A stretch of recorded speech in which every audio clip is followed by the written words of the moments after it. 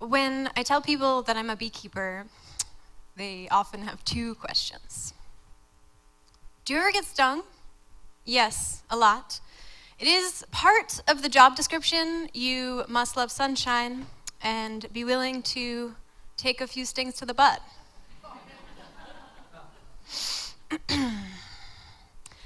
The second question is harder to answer. How are the bees doing? If you don't already know, honeybees are experiencing something called collapse. This is due to our rapidly changing climate, the overuse of pesticides, the loss of habitat, and aggressive new viruses. Honeybees as a species are in danger. And that matters for honeybees, but it also matters for us because bees are a keystone species, and that means that we rely on them for our basic survival. Every 1 in 4 bites of food that we eat is thanks to honeybees. So what would that look like if bees just ceased to exist? How would we pollinate our food, like apples, avocados, and coffee, my personal favorite?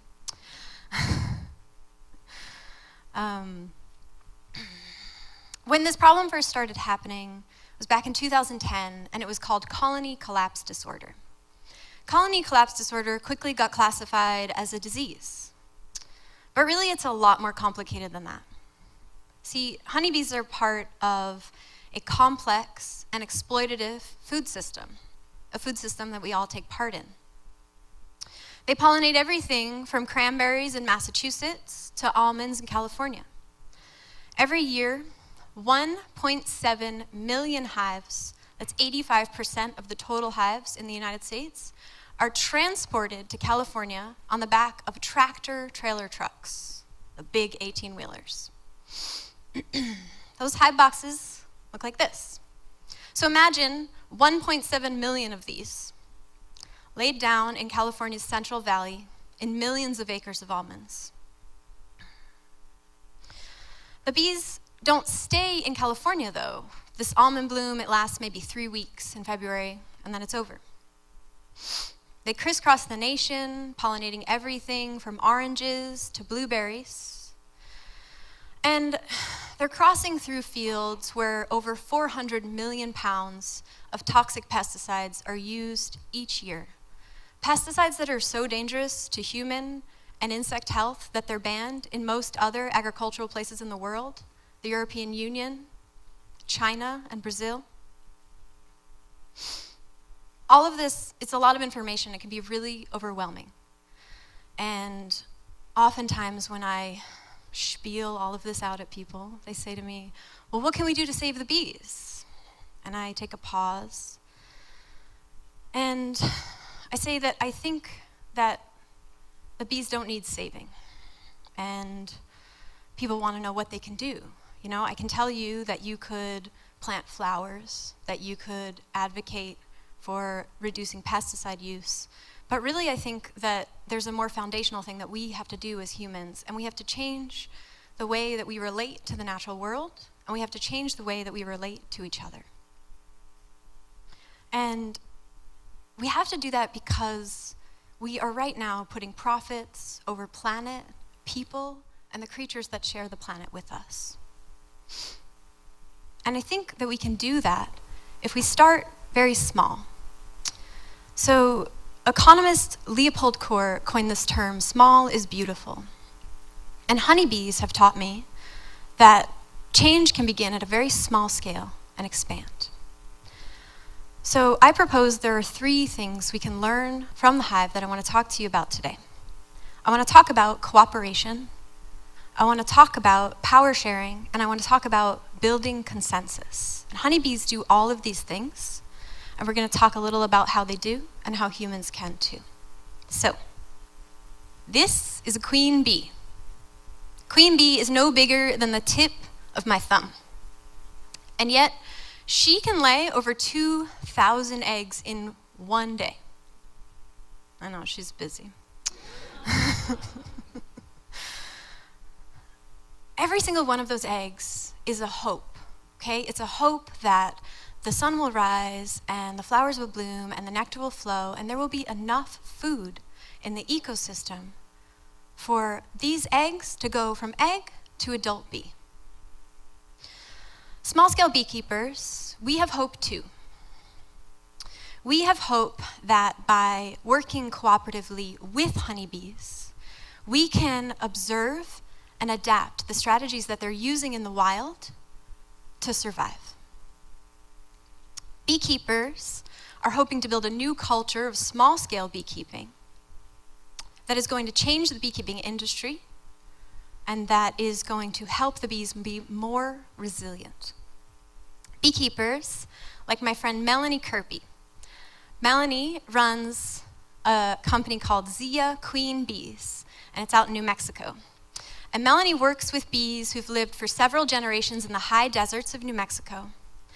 And she breeds queens from these surviving bees. So she's breeding for something called longevity. Melanie refers to her work as seed saving with bees because as she is breeding these bees, she's helping them to adapt to the bioregion where they live.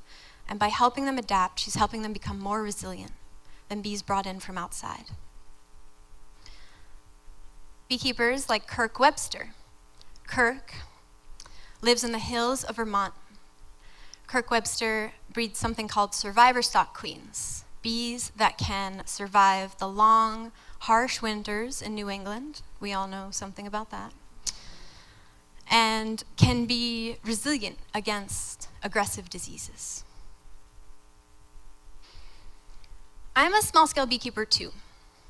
I run a small farm here in Western Massachusetts. We raise bees, we make honey, and we teach new beekeepers skills. Skills like how to catch swarms and how to raise queens. Last year at my farm, we hosted the first ever queer and trans bee field day. This was an opportunity for my friends and I to gather folks from across a wide spectrum of queer and trans identity and come together in an affirming space that was for us and by us, where we could learn about bees and learn from each other. At the inaugural Queer and Trans Bee Day, we opened up hive boxes and we looked at what was happening inside. We took plant walks led by friends of mine, and we learned about the plants that the bees pollinate. And we learned which of those plants humans also use for medicine. And as we did this learning, we talked about this 8,000-year-old relationship that humans and honeybees have, a relationship rooted in ritual that is completely different now. Work like mine and Melanie's and Kirk's, it's shifting the beekeeping industry. It's building a new culture, a culture of small, a culture where we value the bees instead of using them as a tool for industrial scale, unsustainable pollination. We are learning from them as a model for building new community. At Queer and Trans Bee Day, we weren't just learning about bees, we were learning how to be with each other. And what that looked like is that we were learning how to practice sharing power. We practice sharing power by naming our visible and invisible social identities. We talked about where we hold power and privileges, because you can't share power if you don't know that you have it. While diverse perspectives are important, they only become powerful when we make space for them to be integral to the collective. Because you can't share power if no one's going to listen to your voice. Because we're not bees, we also had to make space for our humanity, which means making space for our trauma and our healing. At Queer and Trans Bee Day, that looked like making space literally, right? So we had spaces where you could go if you needed a break from the collective. And we had places you could go if you needed emotional support. And we had these little stickers that let people know if you did not want anyone to touch you. All of these actions of sharing power, they're helping us to build trust. When we are in high trust groups, we can be much more coherent and effective. When we can move at the speed of trust, A. Brown says, we are able to build with each other successfully. We're able to create groups that can be responsive to rapidly changing environments. Honeybees collectively embrace change. And the best example of this is something called a swarm.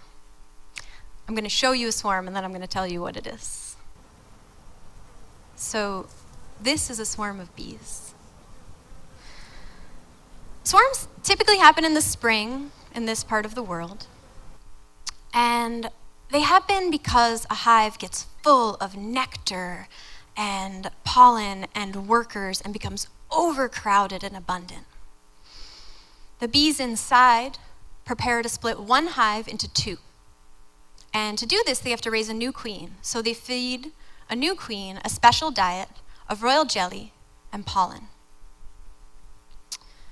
That new queen eats up all of the food, and then she prepares to pupate. So she has to spin a cocoon, kind of like a butterfly, but her cocoon is inside of a cell of wax.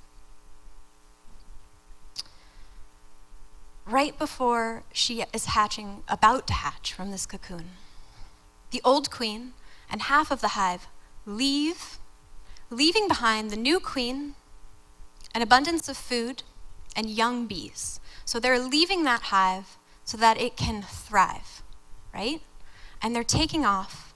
And they usually land like this on the branch of a tree or a low shrub or sometimes your car. This is actually when they're the most docile, which people don't often know. So the swarm of bees, they land and they prepare to look for a new place to call home. This past summer, I got to see a swarm in action. Now, I've been beekeeping for 10 years, so a decade. And every time I get to see a swarm happen, it's like magic all over again. So the bees are pouring out of the front of this hive, right? And they're spiraling up into a cloud above my head. And as this is happening, there's this incredible olfactory experience because every single bee just takes a little bit of nectar with her. This is the only resource that she brings with her on this journey. And so the whole cloud, the air around you is just thick with nectar so you can smell it. And if you have a beekeeper's eye, you can sometimes spot the queen because she flies a little bit slower than the other bees. So I watch, and the swarm forms on the branch of a nearby tree. And I get to see the scout bees, the bees that are going to look for a new home, start to head out.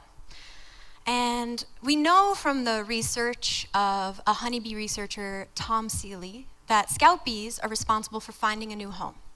So scout bees, they take off, and they can fly anywhere from a few feet to several miles to try to find new homes. What they're looking for in these new homes is they are looking for places that are dry and hollow and high enough off the ground that the bees aren't going to be eaten by a bear or a skunk or a raccoon.